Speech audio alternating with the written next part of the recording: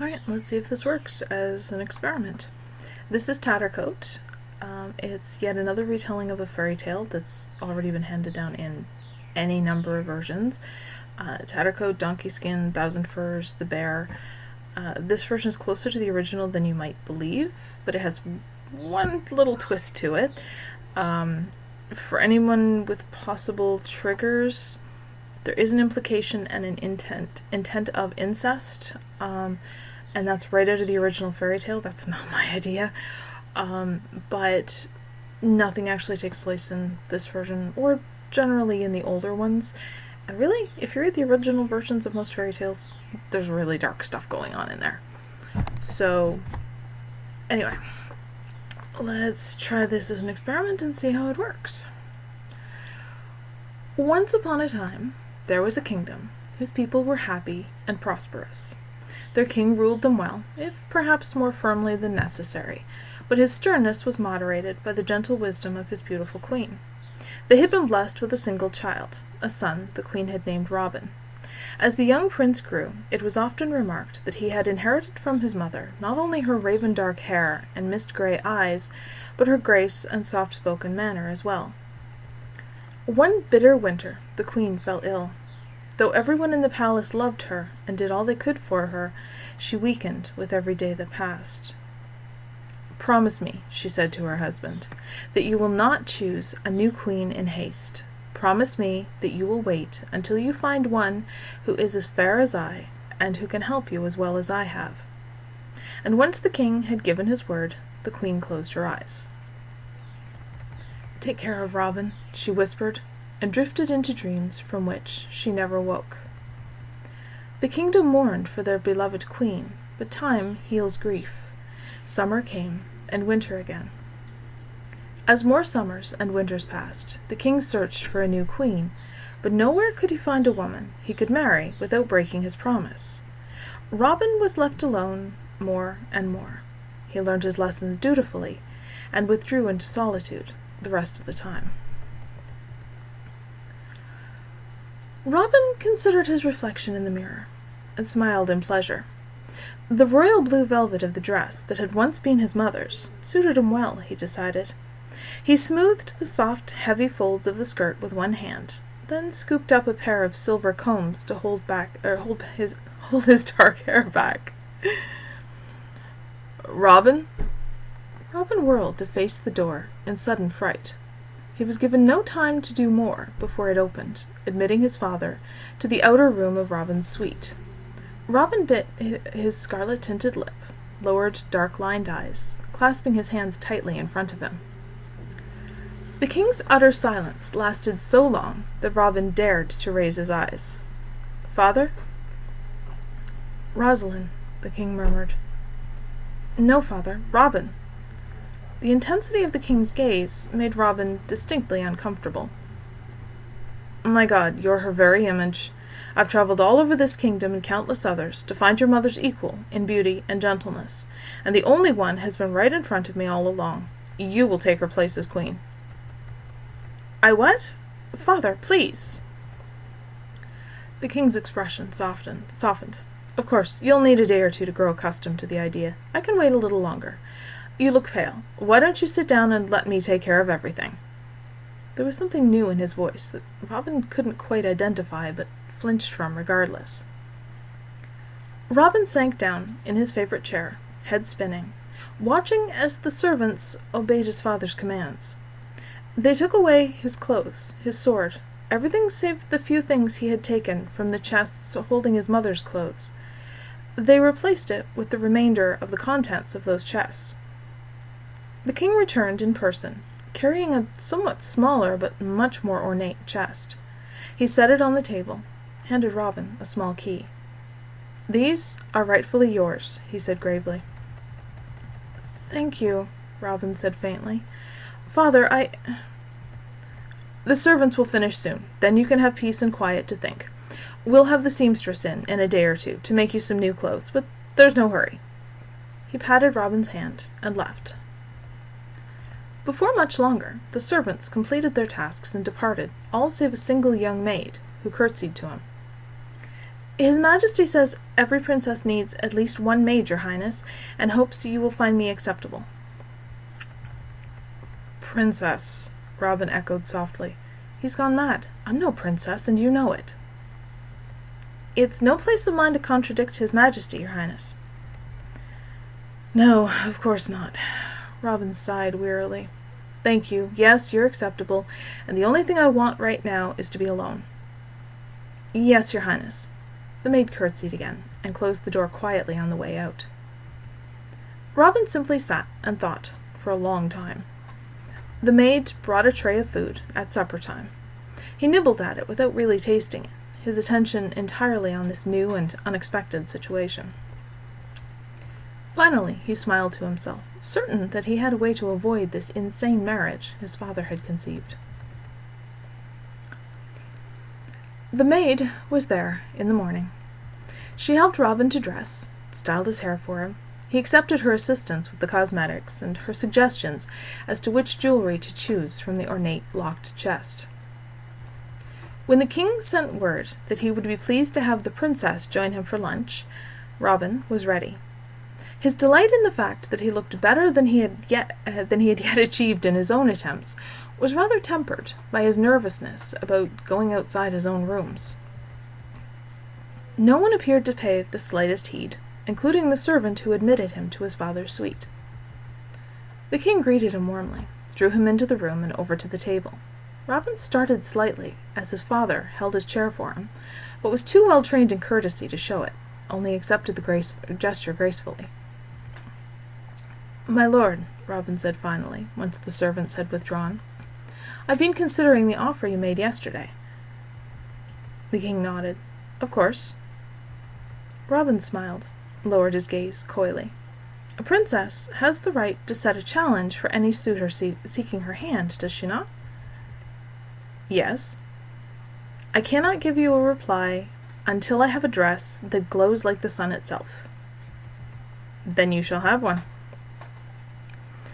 Robin listened quietly, while his father made plans for the wedding and coronation and a great tour of the kingdom so all the people could see their new queen, and smiled inwardly. Surely such a dress could never be found, and Robin would have a way out. Robin found his lessons in reading and writing, swordsmanship and strategy, horsemanship and history cancelled. In their place came lessons in the skills of a princess. Embroidery, the overseeing of the palace servants, the planning of meals. Dancing lessons continued, but he must learn to follow, not to lead. Riding lessons continued as well, but the side saddle took some time to grow accustomed to. Rather to his surprise, Robin enjoyed it thoroughly.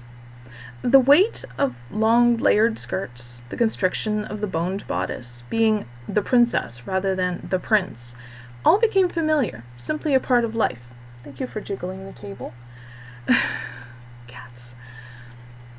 These new skills came more readily than the old ever had, and he found running the household more satisfying than endlessly practicing his indifferent military abilities.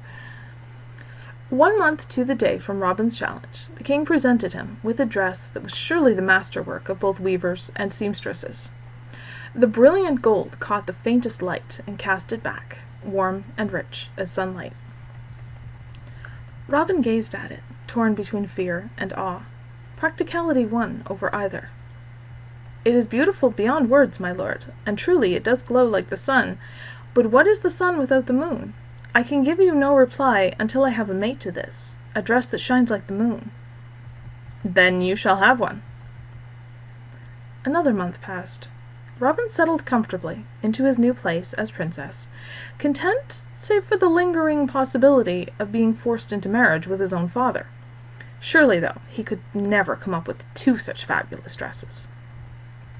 1 month to the day later, the king bestowed upon him a dress of dazzling silver blue, shimmering like moonlight on rippling water. It was every bit the equal of the first. "It is a true marvel, my lord, like moonbeams woven into silk. But the sun, the moon, one cannot forget the stars. I can give you no reply until I have a dress that sparkles like the stars." "Then you shall have one." The king had guests soon after. They praised the delicacy of the meals, the excellent state of their rooms, the attentiveness of the servants. Robin smiled quietly, playing proper hostess at his father's side, and after the meal retired to the kitchen to discuss the next day with the head cook. A month passed, and the king gifted Robin with a dress that outdid the other two. The sky-black silk, woven with threads of silver, had been sewn with countless tiny diamonds, so that the whole glittered like the night sky trapped on earth. Robin gazed at it in despair. Was there no way to escape the horror his father intended? Yes, there was one. Yes, father, I will marry you, he said softly. That night, when all the palace slept, Robin rose. Into a magical bag that his grandmother had passed to his mother, one that appeared small but could hold a great deal, he packed the 3 dresses and such underclothes as went with them, and his favorite pieces of his mother's jewelry, and a few other things. From the palace laundry he stole the clothes of a male servant and a tattered cloak that was surely destined to become rags soon. With the magical bag concealed under the cloak, he slipped out of the palace that had always been his home. He wandered aimlessly, grateful for the autumn weather that made sleeping outside merely uncomfortable rather than miserable or dangerous. The ground was less uncomfortable than his father's bed would have been. At last he came to a palace in a kingdom some way from his own. His clothes were ripped and stained, his cloak worse than ever, his face and hair streaked with dirt, but he gained a place in the kitchen and the mocking name of Tattercoat. Always he was given the chores no one else wanted. Always he did as he was bidden, without complaint. His quiet obedience won him a grudging sort of approval from the head cook, who declared it a miraculous and welcome change from the endless moaning of his other staff. The king and queen who ruled this palace had a son. For some time they had sought a bride for him, but as yet they had been unable to find one he was willing to marry. Finally they decided to hold a ball, and invite all the well-born maidens in their kingdom and the neighboring kingdoms. Robin longed to go. He took a chance, pleaded with the head cook to let him have a little time to himself so he could watch the ball. The cook good-naturedly allowed him to go, with an admonition to keep his tattered self out of sight of the guests. Robin darted off to get his bag from its hiding place and find a private corner to wash himself swiftly and clothe himself in the dress that glowed like the sun. Heart pounding, he walked decorously into the ballroom. In all the color and glitter, he felt much less conspicuous. He mingled easily, found himself chatting with a lovely, voluptuous, chestnut-haired maiden from a nearby kingdom. The prince himself wandered by and paused. Robin looked down, properly modest, but the prince came nearer, held out a hand to him. "Will you dance, my lady?" "You honor me, your highness," Robin said softly, but accepted his hand and joined him in the dance. It was frightening and wonderful at once, to have the prince's undivided attention, and for a time Robin forgot anything else, until he realized that it was growing late and the cook would be looking for him. He slipped away into the crowd, made his way back to his private corner, and changed back to his rags, smearing his face with dirt, tousling and roughly tying back his hair. "About time you got back," the cook grumbled, and gestured to a stack of greasy pots. "They've been waiting for you." Robin started to work on them without hesitation, silently, thinking of the prince's green eyes and the light touch of his hands. The prince, it was said, over the next few days, had fallen in love with a mysterious beauty, but as no one knew who she was, the king and queen intended to host a second ball.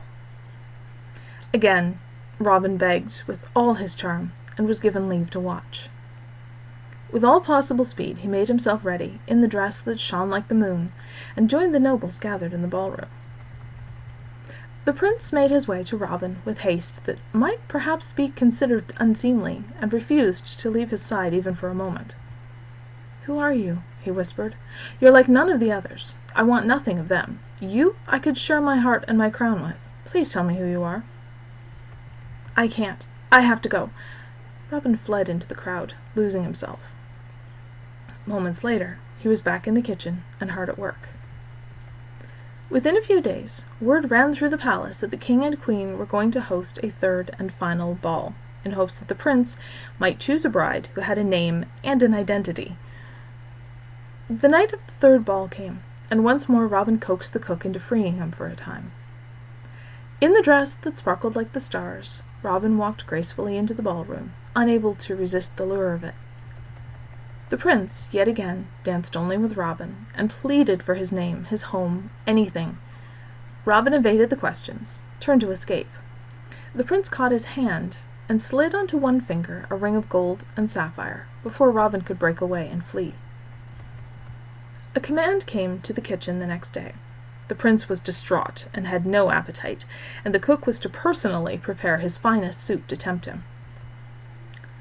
Robin used every bit of his charm to convince the cook to let him take it to the prince, though he was commanded first to wash his face and hands, that he might be less offensive to the prince. Robin, on the way to the prince's room, took the gold and sapphire ring from his pocket and returned it to his finger. The prince sat on a window seat, one foot drawn up, gazing out listlessly over the fields beyond. "Your Highness?" Robin said shyly. The prince sighed. "What I want is my mysterious lady, and what I get is soup. Leave it on the table." "Your Highness, a mysterious stranger might not be what she seems, and what she is might not please you." For the first time, the prince actually looked at him. Robin kept his eyes down, face turned a little away. "What does it matter what her secret is? She is the only one I have ever wished to marry." "And is she to have no choice in the matter, your Highness?" "Ah, God, I would never force her. Beg her? Yes, in a heartbeat. But have her wed me unwilling, or ever be less than happy? Never." Robin unclasped his hands, so the ring flashed in the sunlight. It caught the prince's attention instantly. He strode over to Robin and seized his hand. "Where did you get that ring?" Robin raised his eyes to the prince's. "From your own hand, my lord, when we danced last night." The prince searched Robin's face with green eyes wide with wonder, and slowly nodded. "Yes, you are my lady. Come, sit, tell me."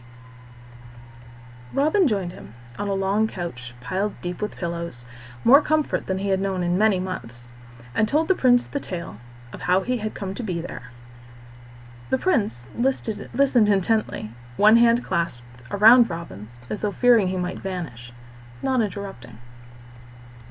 "In truth, my lord, having lived as both, I far prefer to be princess, not prince." Gently, the prince cupped his free hand around Robin's cheek.